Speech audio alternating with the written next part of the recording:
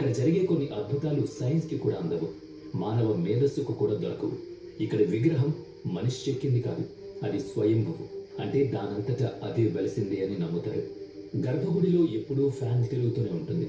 అక్కడ ఉష్ణోగ్రత ఎప్పుడు 20 డిగ్రీల సెల్సియస్ గానే మెయింటైన్ చేస్తారు. అయినా సరే ఆశ్చర్యకరంగా స్వామివారి విగ్రహానికి చెమటలు పడుతూనే ఉంటాయి. పూజారులు ఆ చెమటలను ఎప్పటికప్పుడు పట్టు వస్త్రంతో తుడుస్తూనే ఉంటారు.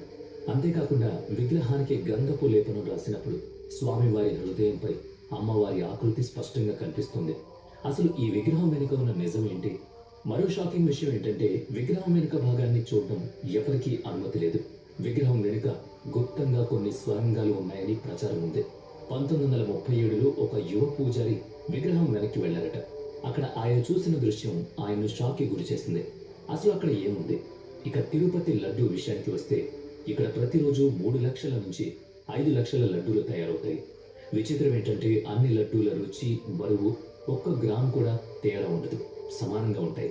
కానీ మీకు తెలుసా, ఈ లడ్డూ తయారీకి ఆలయానికి వాడే ప్రతి వస్తువు ఆలయానికి 23 కిలోమీటర్ల దూరంలో ఉన్న ఒక రహస్య గ్రామం నుంచి వస్తుంది. ఆ గ్రామంలోకి బయట వ్యక్తులకు ప్రవేశం లేదు. ఈ రోజు వరకు అక్కడికి ఎవరూ వెళ్ళలేకపోయారు. ఇక్కడ మిస్టరీలు ఇంతటితో అయిపోలేదు. స్వామివారి ముందు వెలిగే ఒక దీపం గత 1000 సంవత్సరాలుగా ఆరిపోకుండా వెలుగుతూనే ఉంది.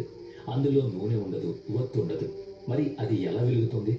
అలాగే భక్తుల తలనీలాలు సమర్పించడం వెనుక కూడా ఒక పెద్ద కారణం ఉంది. షాకింగ్ విషయం ఏంటంటే వెంకటేశ్వర స్వామి విగ్రహానికి ఉన్న జుట్టు అసలైనది. అది 1000 సంవత్సరాల నాటిదైనా ఇప్పటికీ చిక్కుపడదు, రాలదు. ఇది సైన్సా లేక మన ఊహకు అందని అద్భుతమా? అసలు ఈ ఆలయాన్ని ఎవరు నిర్మించారు, ఎప్పుడు కట్టారు? దీనికి సమాధానం చరిత్రకారుల దగ్గర కూడా లేనేలేదు. 1987లో archaeological survey of India ASI carbon dating ద్వారా ఆలయ వయస్సు తెలుసుకోవడానికి ప్రయత్నించినప్పుడు అకస్మాత్తుగా వారి పరికరాలన్నీ పనిచేయకుండా పోయాయి. ఈ ఆలయం తన రహస్యాలను బయట పెట్టకుండా తనను తాను కాపాడుకుంటుందా? ఇక 2020లో నాసా వారి ప్రాజెక్ట్ గరుడలో భాగంగా తిరుమల కొండలపై పరిశోధనలు జరిగాయి. ఆ రిపోర్ట్ శాస్త్రవేత్తలను భయపెట్టింది. కానీ ఆ రిపోర్ట్ బయటకు రాకుండా ఆగిపోయింది. అసలు ఆ రిపోర్ట్లో ఏముంది? ఈ ఆలయం దగ్గర 11 టన్నులకు పైగా బంగారం ఉంది.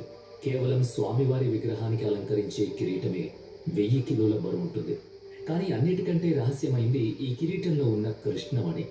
ఇది ప్రపంచ ప్రఖ్యాతిగాంచిన కోహినూర్ వజ్రం కంటే కూడా చాలా విలువైంది. అసలు ఈ మణి వెనుక ఉన్న నిజమేంటి? విష్ణు పురాణంలో వర్ణించిన కౌస్తుభమణి ఇదేనా?